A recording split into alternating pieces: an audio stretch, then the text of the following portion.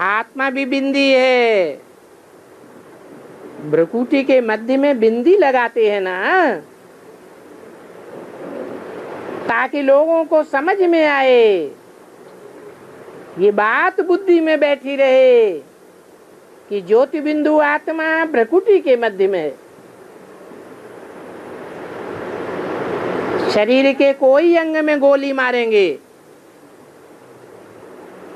अच्छा हॉस्पिटल और डॉक्टर नजदीक होंगे तो बचा लेगा, परंतु भ्रुकुटी के बीच में गोली मारेंगे तो कोई नहीं बचा सकता। इससे क्या साबित होता है कि आत्मा भ्रुकुटी के बीच में रहती है।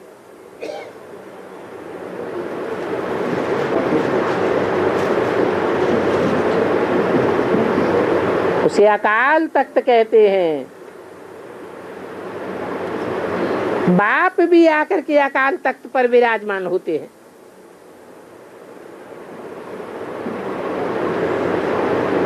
एक तो है लौकिक बाप और दूसरा पारलौकिक परमपिता परमात्मा।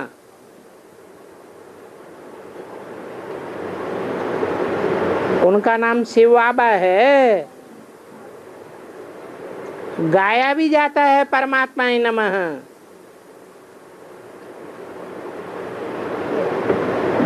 बेहद का बाबा हुआ ना, प्रजापिता ब्रह्मा भी बाबा हुआ।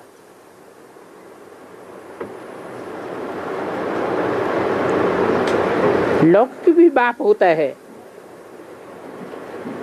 परंतु ऊंचे से ऊंचे हुआ शिव बाबा। ये ब्रह्मा तो वर्षा नहीं दे सकते। ब्रह्मा विष्णु शंकर के ऊपर है परमपिता नमः।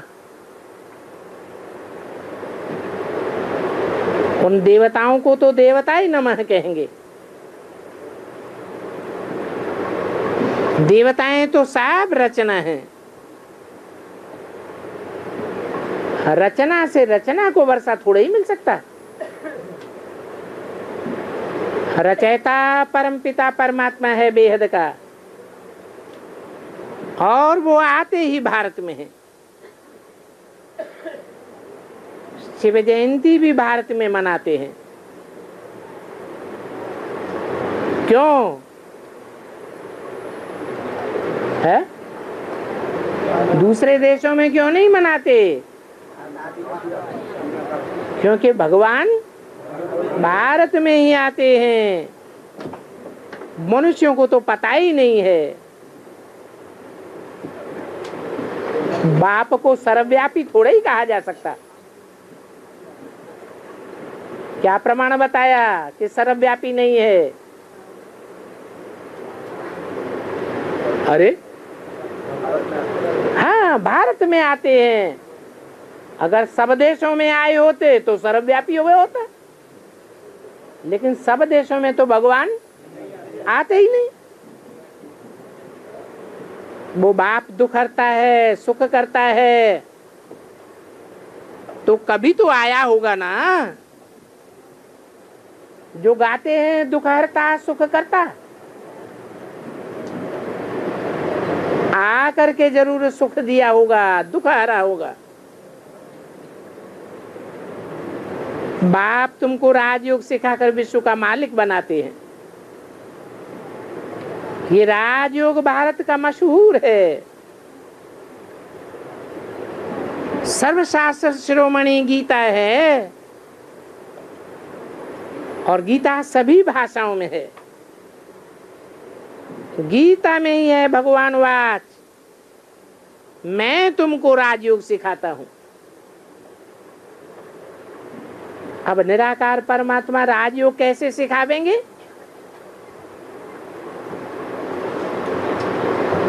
और है भी वो ज्ञान का सागर, तो निराकार ज्ञान कैसे सुनावेगा?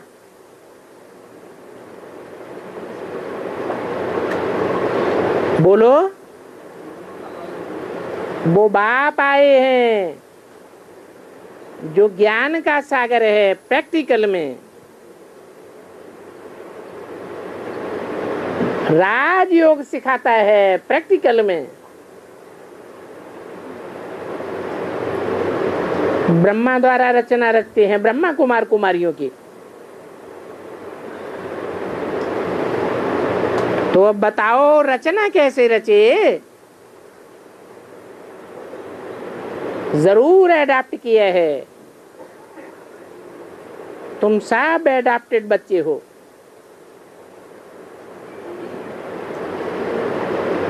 और किनके द्वारा एडाप्ट करते हैं?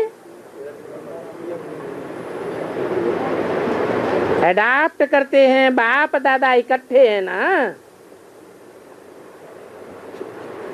इसलिए हमेशा पत्र भी लिखो तो बाप दादा, शिव बाबा, केयर ऑफ ब्रह्मा, ये बाप दादा अक्षर याद कर लेना चाहिए। वर्षा ब्रह्मा कुमार कुमारियों को मिलता है शिव बाबा से। बाप कहते हैं मैं साधारण तन में प्रवेश करता हूं।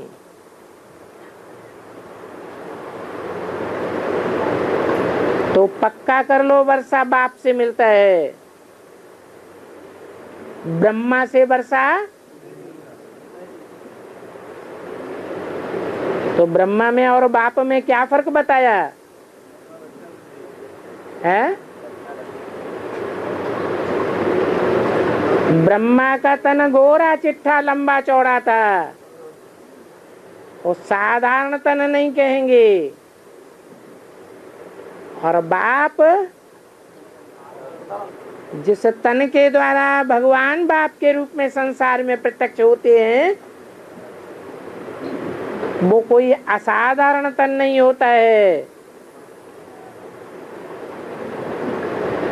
सन्यासी किसी को बाप कह नहीं सकते हैं, क्योंकि उन्होंने तो लौकिक बाप का ही सन्यास कर दिया। वो लौकिक बाप का भी नाम नहीं सुनावेंगे। सन्यासियों में ये रस्म कहां से पड़ी जो लौकिक बाप का नाम भी नहीं लेते? कहां से रस्म पड़ी? तुम्हारा संगम युग में जो तथाकथित ब्राह्मण होते हैं वो अपने प्रजापिता का नाम भी नहीं लेते।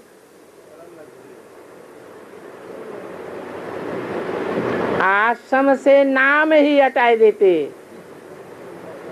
अपने नाम का उपाधि प्रजापिता हटाए देते। सिर्फ कहते हैं हम ब्रह्मा कुमार हैं, बाप का नाम हटाए देते।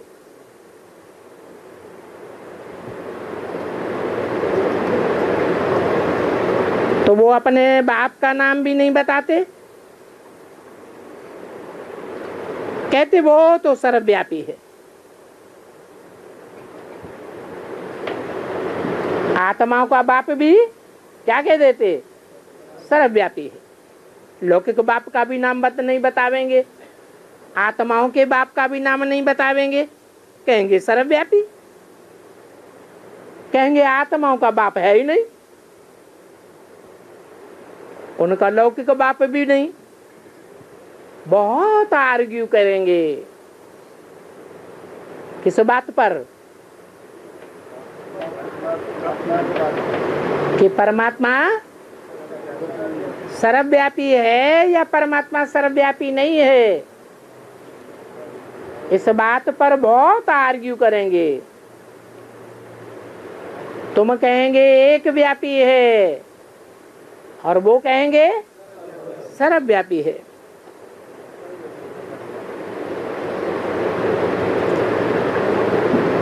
तुम कोई से भी आर्ग्यू मत करो,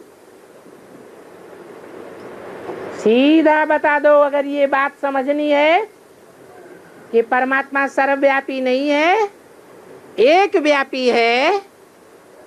और वो एक व्यापी कहाँ है, कैसे है, अगर ये समझना है तो 7 दिन का एडवांस कोर्स करो।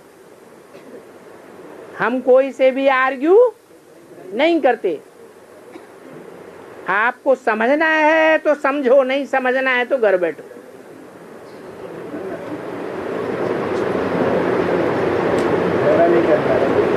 कोई से भी आर्गू नहीं करना है, झगड़ा नहीं करना है। बोलो।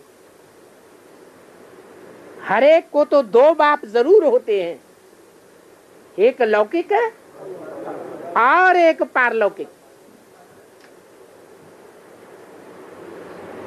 पारलौकिक बाप के लिए कहना है कि वो होता ही नहीं, हम मानते ही नहीं, ऐसा तो दुनिया में कोई होता ही नहीं जो पारलौकिक बाप को न माने।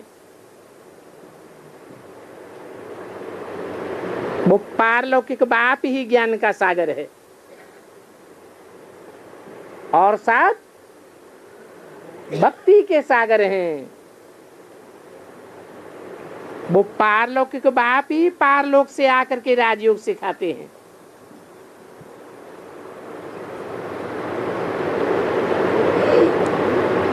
कृष्ण को भगवान नहीं कहा जाता।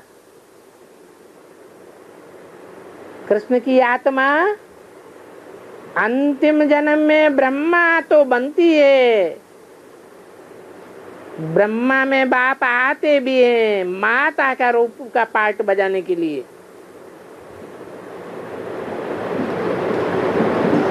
कहा भी जाता है शिव भगवान वाच,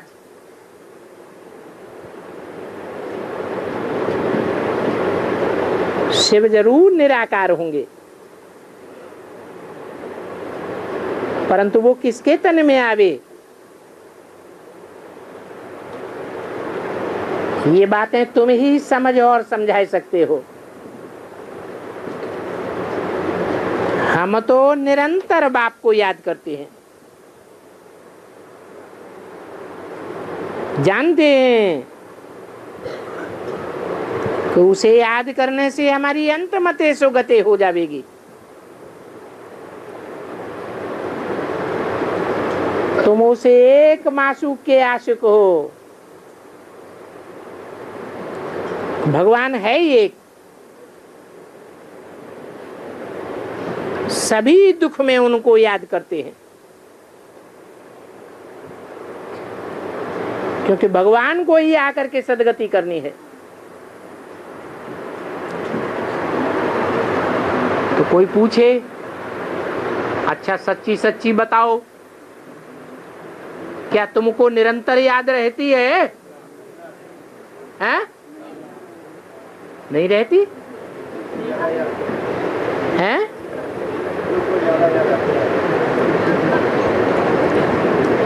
तुम कहेंगे निरंतर तो याद नहीं रहती, हम प्रैक्टिस करते हैं, अभ्यास करते हैं निरंतर याद में रहने का।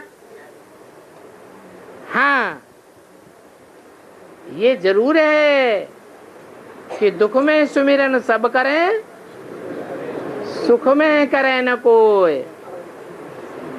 अभी हमको सुख शांति है, अभी अशांति का वो माहौल दुनिया का नहीं बना है। दुनिया में जब बाप की प्रत्यक्षता होगी तो ऐसा अशांति का माहौल हो जाएगा कि दुनिया वाले भी याद करने के लिए मजबूर होंगे और हम भी निरंतर याद करने लग पड़ेंगे।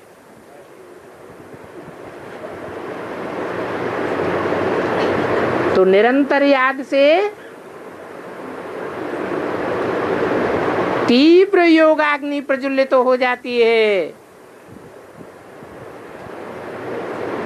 बुद्धि में बैठता है कि भगवान को ही आकर के सदगति करनी है। बाबा कहते हैं कि एक के अलावा और कोई से मत सुनो।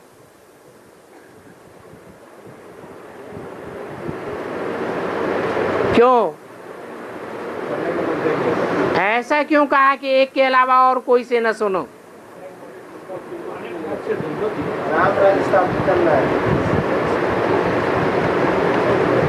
इसलिए न सुनो कि एक बाप ही निस्वार्थी है, और बाकी सब दुनिया स्वार्थी है, अपने रथ का ही बोलबाला करेगी। भगवान को तो अपना रथ होता ही नहीं।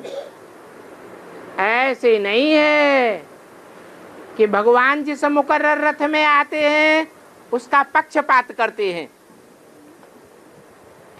उसको सुख देंगे, समझेंगे ये मेरा रथ है। ऐसा पक्षपाती है क्या? है? नहीं। कैसे पता पड़े? है? है?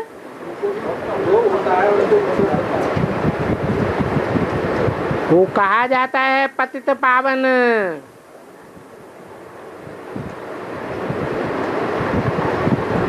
इसके लिए कहते हैं कि एक बाप से ही सुनो, एक बाप को ही देखो। क्या? कानों से एक बाप को ही सुनो, आंखों से एक बाप को ही देखो, और दूसरी इंद्रियों से है? दूसरी इंद्रियों से दूसरों को। ये मिसाल दिया क्या? अव्यक्तवाणी में भी क्या दे बोला है? ऐसा भी समय आवेगा कि जो देखेगा वो कहेंगे बाप आ गया, जो सुनेगा वो कहेगा कि बाप आ गया, हमारा बाप आ गया। ब्रह्मा कुमार कुमारियों का नहीं, ऐसे नहीं सिर्फ ब्रह्मा कुमार कुमारियों का आ गया, नहीं, हमारा बाप आ गया। सुनने मात्र से और देखने मात्र से, एक झलक देखेंगे और उनके मुख से निकलेगा हमारा बाप आ गया। ऐसे मासूक के तुम आशिक हो, वो भगवान एक ही है। सब उनको दुख में याद करते हैं। बाबा कहते हैं वो ही पतित पावन है। उनको याद करने से तुम पावन बन करके पावन दुनिया में चले जाएंगे।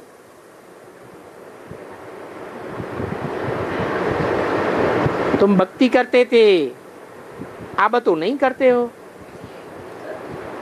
क्योंकि शिव भगवान वाच है, सर्व का सदगति दाता मैं ही हूं। मुझको याद करोगे तो तुम चक्रवर्ती राजा बन जाएंगे।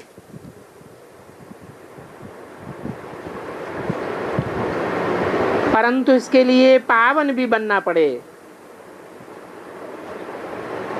पतित कहा जाता है भिखारी को। वि माने विपरीत, कारी माने कर्म करने वाला।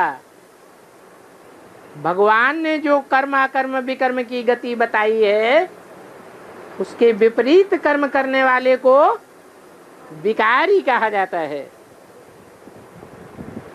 क्रोधी को, लोभी को पतित नहीं कहेंगे। किसको पतित कहा जाता है? कामी को ही पतित कहा जाता है। क्यों? क्योंकि काम वासना से ही क्षीणता आती है। मन भी क्षीण होता है, बुद्धि भी क्षीण होती है, और शक्ति शरीर की क्षीण हो जाती है, पतन हो जाता है। इसलिए बोला कि कामी को पतित कहा जाता है। ओम शांति।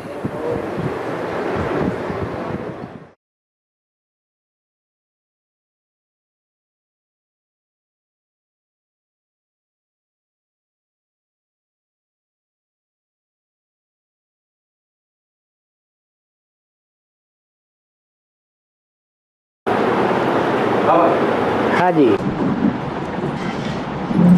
एक तो आगे बारिश है, आगे चल करके हमारी पांडवों की किला ऐसा बन गया है कि एक विकार की प्रवेश नहीं कर सकते। है तो पांडव से शिवशक्ति और पांडव दोनों है। एक तरफ गोरा है, सभी पुरुष विसर्ज है, और दूसरी तरफ माता योग में प्यूरिटी जास्ती होती है, माता और कन्या में गायक भी है, वंदे माता। तब ये कहना सही है ना बाबा, आगे चल करके तुम्हारी शिवशक्ति की किला ऐसा बन जाएगा, कोई विकारी प्रवेश नहीं कर सकते। पांडव की शब्द भी उसकी है। पांडव पुरुषों को कहा जाता है और शिव बाबा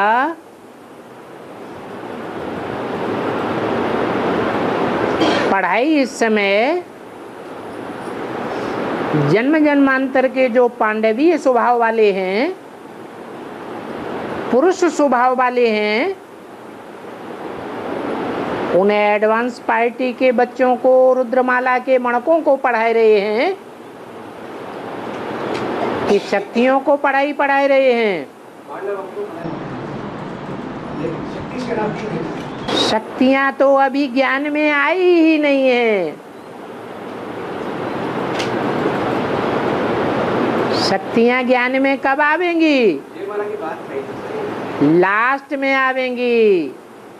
भारत माता शिव शक्ति अवतार, अंत का यही नारा है। जब शक्तियां निकलेंगी फिर तो खेल ही खलास हो जाएगा। शिव की शक्तियां विभिचारी होंगी या व्यभिचारी होंगी? व्यभिचारी, अब व्यभिचारी होंगी। संकल्पों से भी अब व्यभिचारी, दृष्टि से भी अब व्यभिचारी, वाचा से भी अब व्यभिचारी, और कर्मेंद्रियों से भी अब व्यभिचारी होंगी।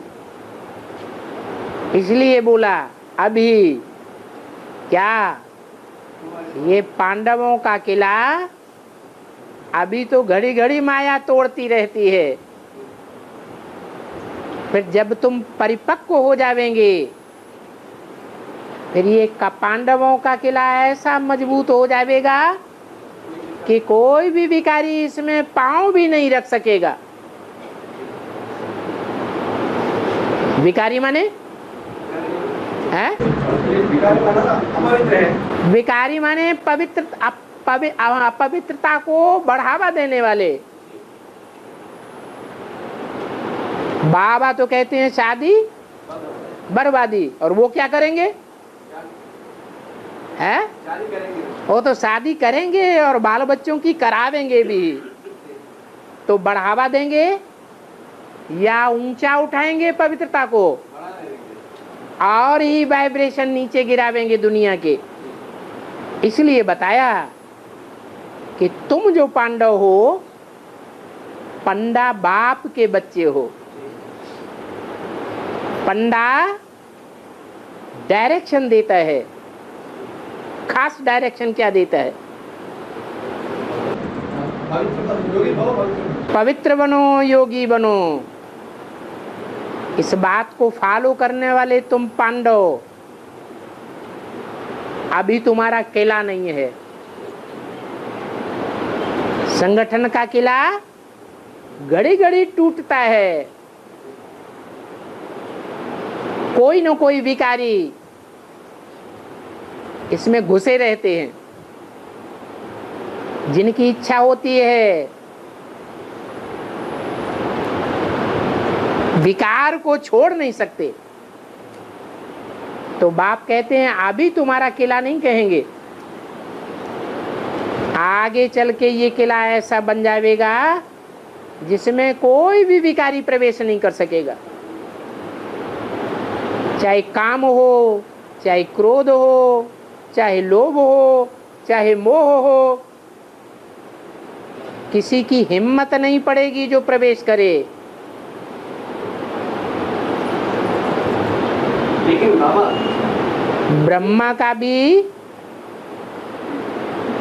रूप दिखाया है त्रिमूर्ति में और शंकर का भी रूप दिखाया है।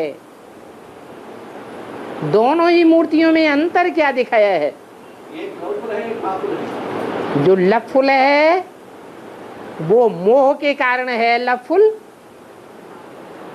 या निर्विकारी होने के लिए है? मोह के कारण विकारी। हाँ जी। और शंकर की मूर्ति को स्ट्रिक्ट दिखाया गया है। जरूर ईश्वरीय महावाक्यों में कोई दम है। उन महावाक्यों को जितना स्ट्रिक्टली फॉलो करेंगे उतना ही किला जल्दी तैयार हो जाएगा। हाँ जी। और लेकिन बाबा ये पवित्रता की बात ही माना शक्तियों की सहयोग से ही पांडवों को मिलती है। तो क्रेडिट शक्तियों को जाना है, पांडवों को नहीं है। शक्तियां भी कब निकलेंगी? तुम्हें निकलेंगी। अंत भी किस बात का सूचक है? जब अति होगा तब अंत का आएगा बाबा। किस चीज की अति होगी? अति अपवित्रता का अति होगा। पुरुषार्थ की भी अति होगी कि नहीं होगी? हाँ जी। और बाबा अष्टदेव और नवरत्न, नवरत्न या अष्टरत्न, उसके बारे में तो स्पष्ट आएगा। लेकिन जो नवग्रह है, जो नवग्रह हम जो पिता पढ़ाई उसमें उसका नाम यह दिया है सूर्य, चंद्र और कुछ मंगल और बुध, गुरु माना बृहस्पति, शुक्र, शनि, राहु, केतु। ये सही है नहीं? ग्रह कहा जाता है घर ग्रस्त को। ग्रह अकेले से बनता है या छोटे बड़े सब इकट्ठे होते हैं तब ग्रह बनता है? इकट्ठे होकर बनता है। तो ऐसे ही जो अष्ट देव हैं वो ऊंचे से ऊंची मूर्ति है।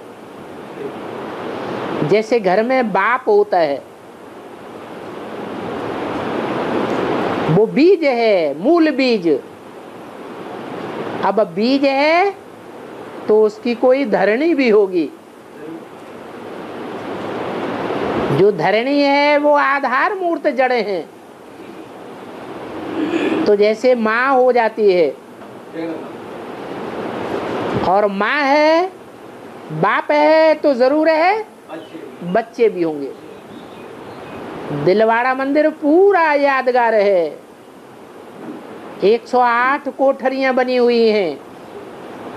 उन कोठरियों में एक तपस्या नहीं कर रहा है। माँ बाप भी बैठे हैं तो बच्चे भी बैठे हैं। उसको कहेंगे ग्रह। तो ऐसे ही है, अष्टदेव अलग हैं, अष्टरतन नवरतन अलग हैं, और सब इकट्ठे हो जाते हैं तो ग्रह बनता है। वो पूरा परिवार बन जाता है, कुटुंब बन जाता है। और ये तो राहु केतु भी अंदर नवग्रह में आएंगे। बाबा कहते हैं राहु का तो अकेला सिर है, धड़ भी नहीं है। उसके बच्चे कहाँ से बन जाएंगे? नवग्रहों में दोनों आ रहे हैं। आता है लेकिन संपन्न नहीं है। और आपकी बोली में आया है, नदियाँ मीठी होती है, सागर तो खारा होता है। जरूर सागर ने खारा बात सुनाई होगी।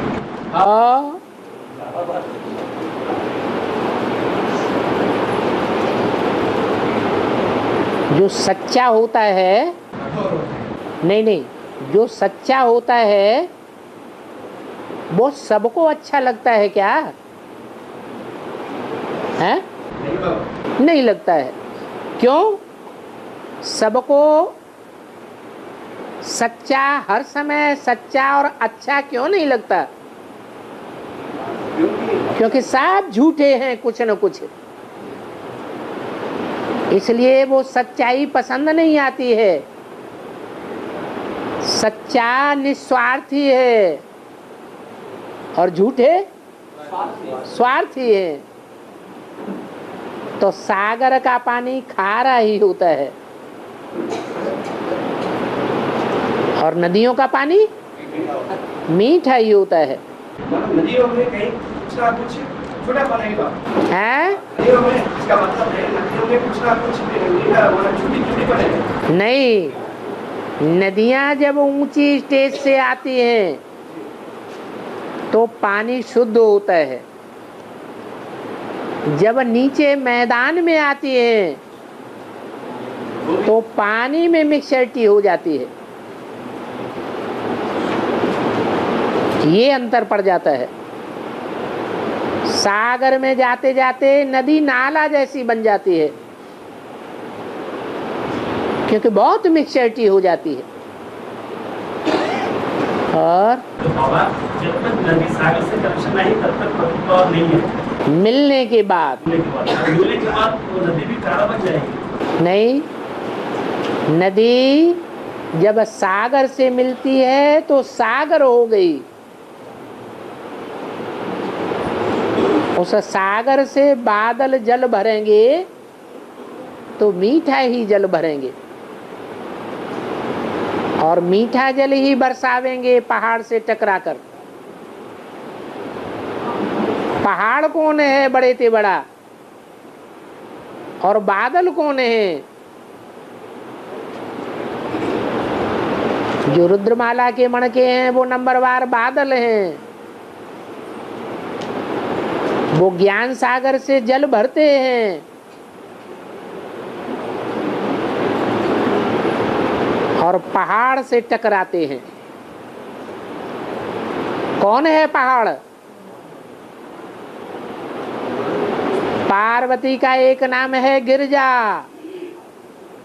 गिर माने पहाड़ और जा माने जन्म लेने वाली। कौन से पहाड़ से जन्म लेती है? हिमालय पहाड़। ऐसा पहाड़ जिस पर 12 मास बर्फ जमी रहती है। बुद्धि जाम है, उसमें जल्दी ज्ञान का तंत नहीं बैठता है कि गीता का भगवान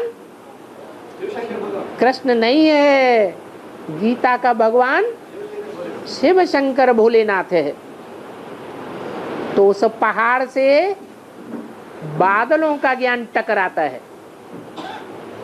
पहाड़ से टकराएगा तो पहाड़ का आधार लेकर जो रहने वाले ब्रह्मा कुमार कुमारी हैं तथाकथित, उनसे टकराव नहीं होगा। तो उनसे टकराव होता है, टकरते टकरते फिर नदियां बहने लगती हैं।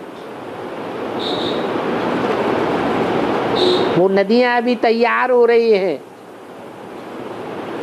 जो अव्यक्त वाणी में बोला है कि असली ज्ञान की सेवा अब अफ्रीका ने शुरू की है।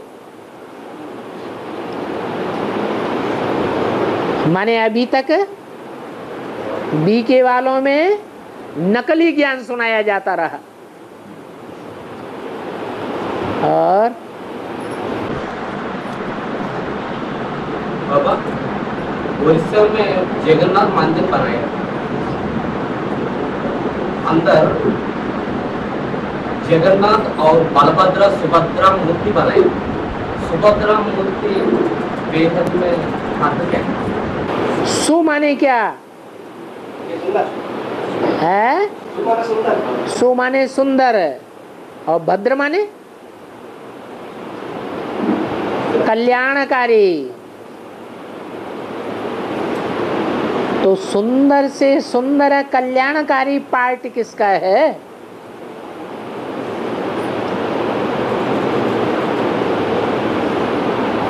जो कृष्ण की बहन के रूप में दिखाया गया है। बलराम की भी बहन के रूप में दिखाया गया है, छोटी बहन है।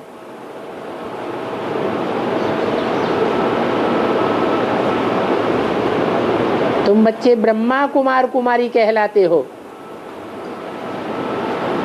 तो बताओ अव्वल नंबर का ब्रह्मा कुमार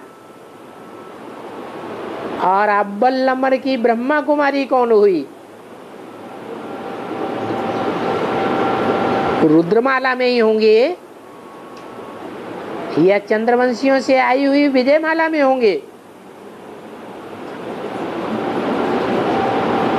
अव्वल नंबर ब्रह्मा कुमार, अव्वल नंबर ब्राह्मण और अव्वल नंबर ब्राह्मणी ब्रह्मा कुमारी आपस में क्या हो गए? भाई बहन हो गए। तो कौन है? अव्वल नंबर ब्रह्मा कुमार जिन्हें कहा गया वो बाप दादा का पार्ट है। एक ही शरीर में दो आत्माओं का पार्ट है या एक ही आत्मा का पार्ट है? कौन कौन दो आत्माएं? राम और कृष्ण, बलराम और कृष्ण। फिर बहन कौन है? दूसरे नंबर में कोई बहन है या नहीं है? कौन है? जो सुंदर पार्ट भी है और भद्र भी है, कल्याणकारी भी है।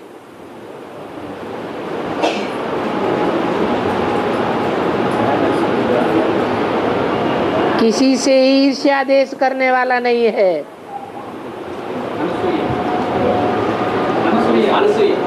अरे रुद्रमाला में दो मणके हैं ना, ऊंचे ते ऊंचे, वो अष्टदेवों में ही होंगे कि बाहर से होंगे? तो वही पार्ट है जो जगन्नाथ में 3 चित्र दिखाए जाते हैं। एक कृष्ण का चित्र, एक बलराम का चित्र और तीसरा सुभद्रा का चित्र। और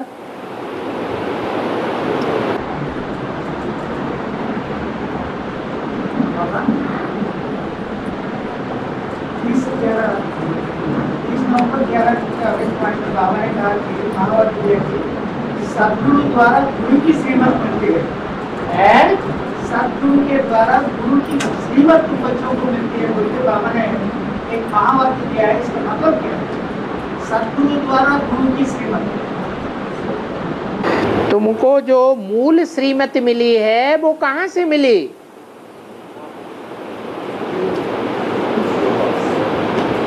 किसके मुख से मिली? तुमको जो भी मत मिली है, जिसे तुम श्रीमत कहते हो, वो मूल रूप में कहाँ से मिली? उस गुरु का नाम क्या है?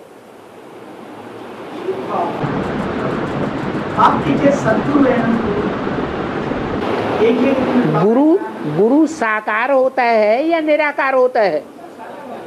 तो कौन वो साकार गुरु है जिससे पहले पहले तुमको मत मिली? दादा लेखराज ब्रह्मा, वो सदगुरु है कि गुरु है? तो गुरु से तुमको मिली। और किसको मिली? उस मत को पहले नंबर में ग्रहण किसने किया? प्रजापिता ने ग्रहण किया, तो वो प्रजापिता सदगुरु हुआ। असल पार्ट बजाने वाला शिव है दोनों में। गुरु में भी शिव पार्ट बजाता है और सदगुरु में भी शिव ही पार्ट बजाता है। इसलिए ये वाक्य बोला गया। ब्रह्मा गुरु है, गुरु का पार्ट है, गुरुओं में सबसे बड़ा गुरु है, लेकिन सदगुरु नहीं है। और उसकी वाणी को अव्वल नंबर में जिसने उठाया, वो सदगुरु का पार्ट है। और तो आज की मुरली में प्रदर्शनी में शंकराचार्य का चित्र लगा सकते हो, नेहरू की लगाते नहीं, बहुत ही नेहरू बनना है। नेहरू की लगाते नहीं, नेहरू हाँ नेहरू की चित्र लगाते नहीं, बहुत ही नेहरू बनना है। हाँ तो प्रजापिता और ब्रह्मा की भी बेहद की बात है। हाँ। नेह की रूह कौन सी है बेहद में? नेह माने स्नेह और रूह माने आत्मा। स्नेह की रूह कौन है? जिसके लिए गायन है कि भगवान प्यार का सागर है। तो भगवान तो निराकार है, वो कौन से शरीर के द्वारा प्यार का सागर का पार्ट बजाता है? तो वो प्रजापिता ही बेहद का नेहरू है, जो लंबे समय तक राज्य करता है। भारत के जितने भी प्रधानमंत्री हुए उनमें लंबे से लंबे समय तक किसने राज्य किया है? नेहरू जी ने राज्य किया। तो ये बेहद का नेहरू है, जो इस ब्रॉड ड्रामा में लंबे से लंबे समय तक राजाई लेता है, राजाई का पार्ट बजाता है। जैसे बाबा नेहरू के बाद इंदिरा गांधी ने ज्यादा राज किया, तो यहाँ शुरू के लोग ऐसे ही होगा। तो बाप की बच्ची है माया बेटी, जो माया बेटी सबसे जास्ती पावरफुल लकब धारण कर लेती है। जैसे बाप सर्वशक्तिवान है, वैसे माया भी सर्वशक्तिवान का टाइटल धारण कर लेती है। कोई बच्चों को आगे नहीं बढ़ने देगी। कोई बच्चे ऐसी जुर्रत नहीं कर सकते कि संसार को ठोक करके बताएं कि बाप आया हुआ है। अगर कोई जरूरत करते भी हैं बताने की, तो माया उनको ठंडा कर देती है, आगे बढ़ने नहीं देती। ऐसी फाइनल परीक्षा लेती है कि सब नीचे आ जाते हैं और माया अपना नंबर ले लेती है। बाप की सीट, बाप का लकवा कौन धारण कर लेती है? माया धारण कर लेती है। हद में भी ऐसे ही हुआ या नहीं हुआ है? हद में भी ऐसे ही हुआ, वेद में भी ऐसे ही होता है।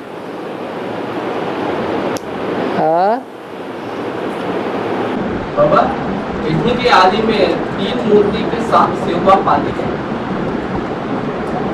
उस समय एक कन्या भी होती है ना? 3 मूर्तियों में आदि में बाप आते नहीं है।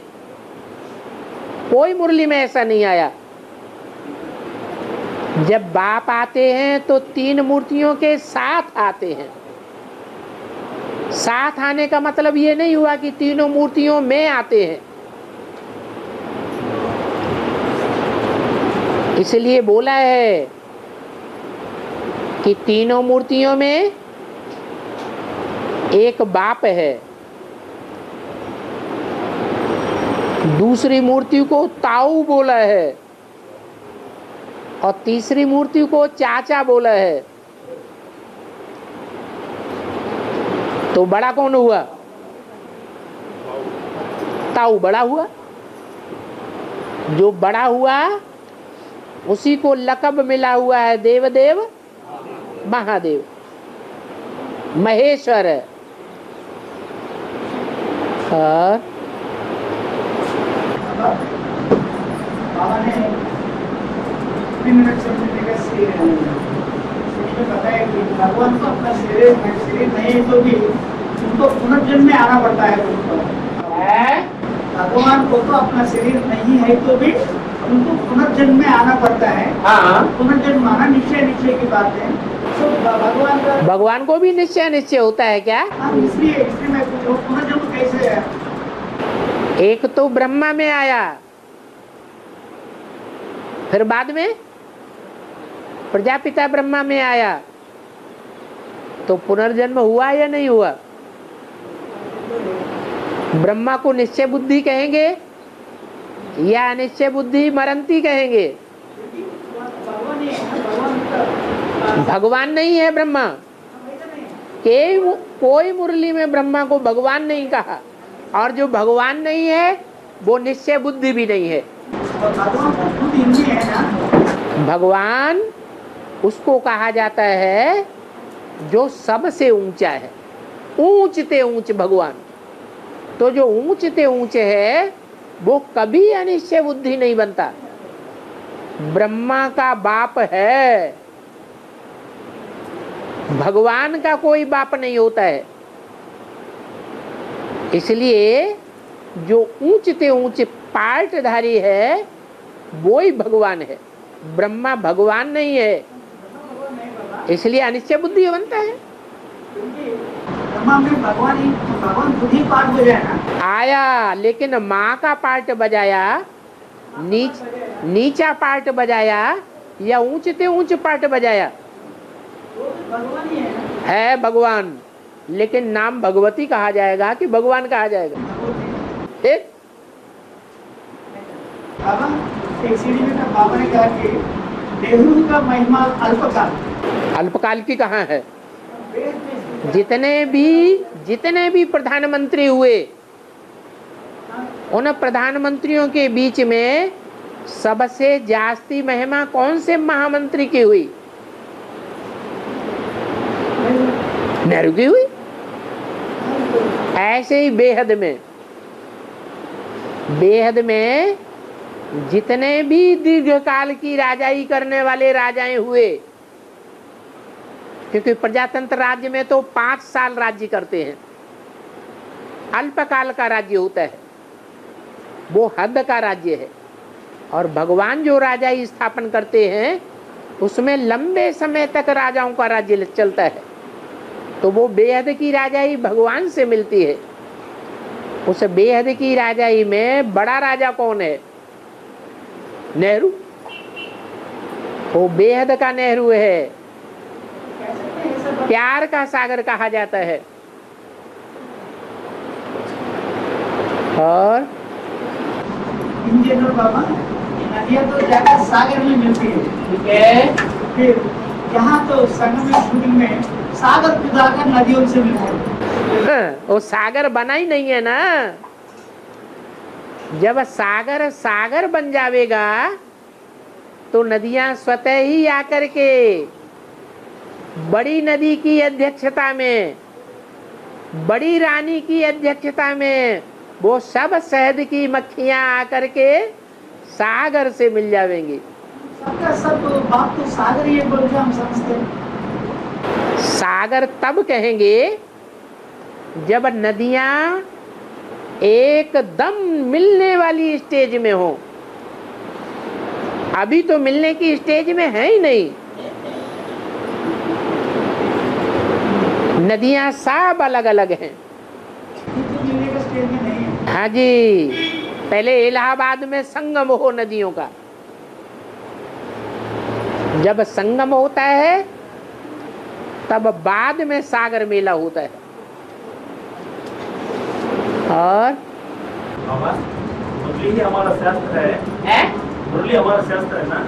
तो आज की मुरली में आया शास्त्र आदि इसके ही नहीं सुनो, मेरे ही सुनो। तो आगे चलकर शास्त्र खत्म हो जाएंगे, वापस सुनो। शास्त्र मानो मुरली ही हमारा शास्त्र है। मुरली हमारी लाठी है। हाँ, तो आज की मुरली में बाबा ने कहा शास्त्र आदि की बात मत सुनो, मेरी ही सुनो। शास्त्रों की बात मत सुनो, वो शास्त्र हद के हैं। रावण संप्रदाय के हाथ वाले शास्त्र हैं। रावण के हाथों में शास्त्र दिखाए जाते हैं। वो शास्त्र एक बुद्धि रूपी हाथ के शास्त्र हैं या अनेकों बुद्धि रूपी शास्त्रों से अनेकों बुद्धि रूपी मनुष्यों ने बनाए हैं? अनेकों ने बनाए हैं। और यहाँ तो एक ही है शासन करने वाला, ऊंच ते ऊंच शासक, जिसे कहा जाता है ईश्वर। ईश माने शासन करने वाला, वर माने श्रेष्ठ। यहाँ अनेक बनाने वाले नहीं हैं। संविधान, यहाँ संविधान बनाने वाला एक शिव बाबा है। तो अंतर नहीं है, अंतर है। और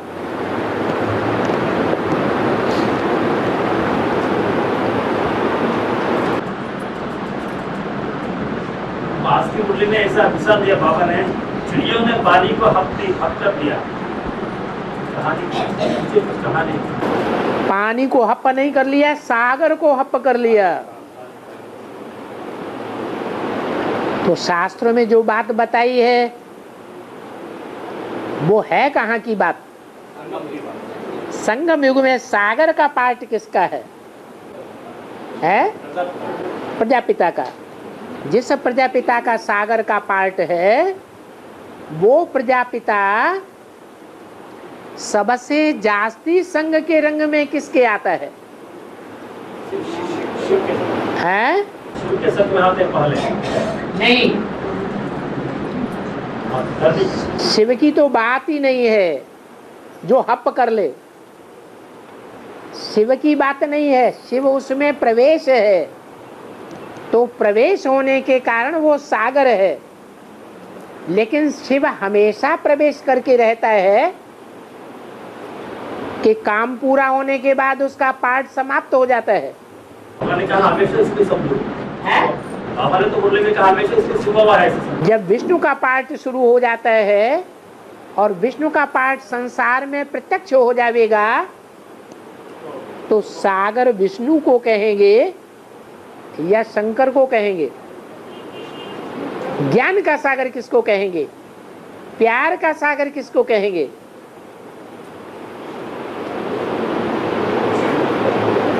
विष्णु को कहेंगे या महेश्वर को कहेंगे? महेश्वर को ही कहा जाएगा। परंतु महेश्वर में और भगवान में अंतर है। इसलिए कहा जाता है गुरुर् ब्रह्मा गुरुर् विष्णु गुरुर्देवो महेश्वर, और गुरु साक्षात परम ब्रह्म। तो वो परमेश्वर है। जो परमेश्वर है उसको सारी दुनिया झुकती है। ब्रह्मा विष्णु शंकर को कोई वास्तव में झुकने वाला नहीं है। भगवान वो नहीं है। भगवान तो वो ही है जो अक्षर है, अविनाशी है। वो जब तक प्रवेश है तब तक वो क्षरित नहीं होता है। उसकी क्वालिटी कम नहीं होगी। जब उसका काम पूरा हो जाता है तो शंकर की मूर्ति संपन्न बन गई, विष्णु के द्वारा कार्य शुरू करता है। तो जो भी आत्माएं हैं उनको एक बार परमपिता परमात्मा ऊंची स्टेज में चढ़ा देता है। बाद में फिर क्या होता है? वो आत्माएं ऊंची स्टेज से नीची स्टेज में आती जाती हैं या नहीं आती हैं? तो अभी शूटिंग हो रही है। हर आत्मा शूटिंग पीरियड से गुजर रही है। हर एक आत्मा को अपनी ऊंचे से ऊंची स्टेज को, कुर्सी को पकड़ना है। ये कुर्सी की दौड़ हो रही है। 500 करोड़ कुर्सियां हैं। सब अपनी अपनी स्टेज पर सेट हो जाएंगे। फिर इस प्राकृतिक रंगमंच पर आवेंगे तो ऊंचे से नीचे जावेंगे या भगवान की तरह अक्षर रहेंगे? हैं? ऊंचे से नीचे जावेंगे और नीचे जाते जाते जाते जाते जिसे महेश्वर कहा गया है, वो संग के रंग में आते आते सबसे जास्ती नीचे गिरेगा कि नहीं गिरेगा? जब गिरेगा उसी स्टेज का नाम कह दिया है चिड़ियों ने सागर को हप कर लिया। और क्रौंच पक्षी का और अगस्त्य का तो है शूटिंग में वो क्या है? जो गृहस्थी है वही क्रौंच पक्षी है। नाम दिया है गिरी हस्ती। कैसी हस्ती? गिरी हुई हस्ती। उनमें ताकत नहीं है सागर को सुखाने की, लेकिन क्रोध है, मोह है। जिस मोह के कारण, क्रोध में आने के कारण वो संकल्प लेकर के बैठे हैं कि हम इस सागर को आज नहीं तो कल सुखा देंगे। उनके क्रोध पर, उनके मोह पर अगस्त ऋषि को दया आ जाती है। क्या?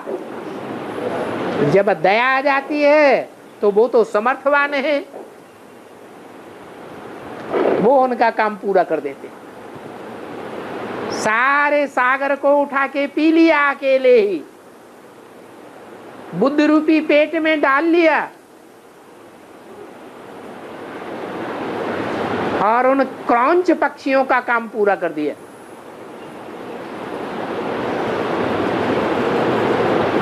और असल में सागरों के उद्धार के लिए भगीरथ ने तपस्या करके गंगा को लाया। बीच में अगस्त ने ऐसे पी लिया और थाम से छोड़ा।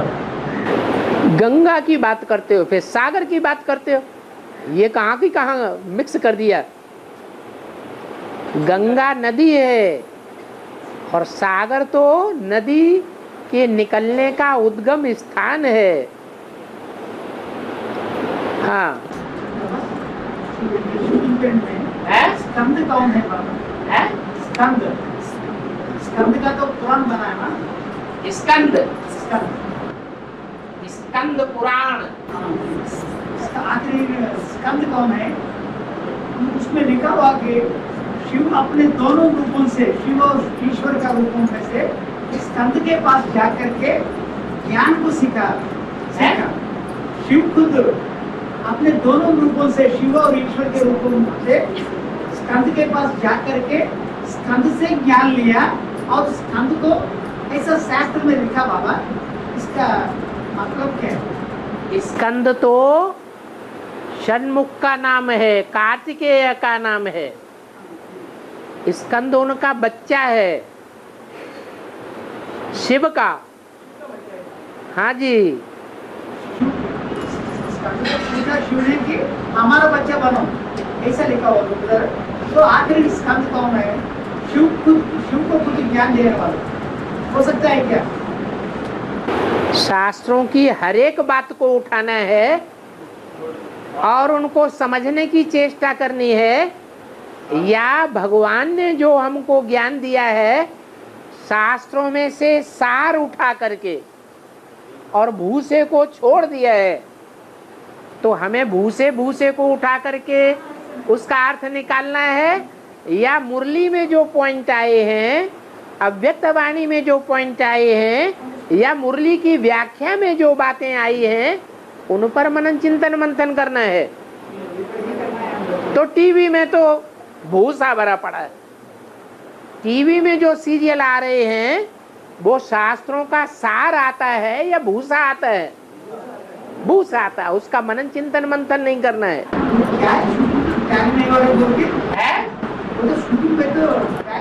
भूसा कैसे टैली हो? भूसा में कोई सार होता है? और बाबा तो कहते हैं शास्त्रों में अगड़म बगड़म कर दिया है। और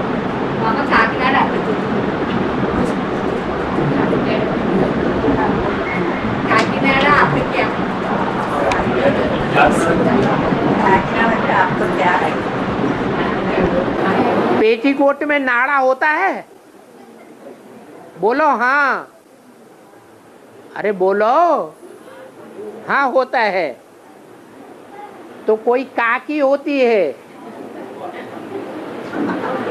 काकी बड़ी उम्र की होती है या कन्या होती है? हैं? बड़ी उम्र की जो होती है उसको काकी कहा जाता है। काकी की कमर और पेट चौड़ा होता है या छोटा होता है? हैं? चौड़ा होता है। अरे मुंह पे कपड़ा क्यों रखा है? सही बात तो सुनो, पूछना है तो सुनो भी। तो जब पेट बड़ा हो जाता है, कमर चौड़ी हो जाती है, तो नाम रखा जाता है काकी। और पेट को ढांकने के लिए, आच्छादित करने के लिए पेटीकोट पहनती है। तो पेट बड़ा है तो नाड़ा भी बड़ा होगा कि छोटा होगा? हैं? बड़ा नाड़ा होता है। ये बुद्ध रूपी पेट है। क्या? ये बुद्ध रूपी पेट है। बुद्ध रूपी पेट काकी का मोह में फंस जाता है। ज्यादा बच्चे पैदा हो जाते हैं ना, ज्यादा बच्चे पैदा होते हैं तो माता का पेट और कमर चौड़ी हो जाती है। उसको बांधने के लिए नाड़ा उपयोग किया जाता है। क्या? नाड़ा। नाड़ा का मतलब पेटी है। वो पेटी उस पेट को नियंत्रित करती है कि ज्यादा न बढ़ जाए। बाबा बुढ़ियों को क्या कहते हैं? अच्छा, तुम्हारी बुद्धि में ज्यादा ज्ञान नहीं बैठता है तो क्या करो? बाबा बाबा करते रहो। तुम कुछ नहीं कर सकती हो, ज्ञान नहीं सुना सकती हो, ज्ञान सुन करके धारण भी नहीं कर सकती हो, तो सिर्फ बाबा को याद करो।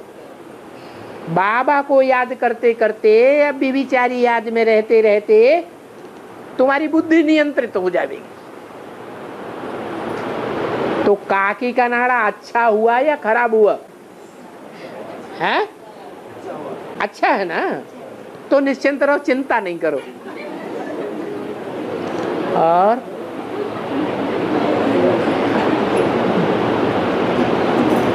बोलो, और 2 मिनट हैं।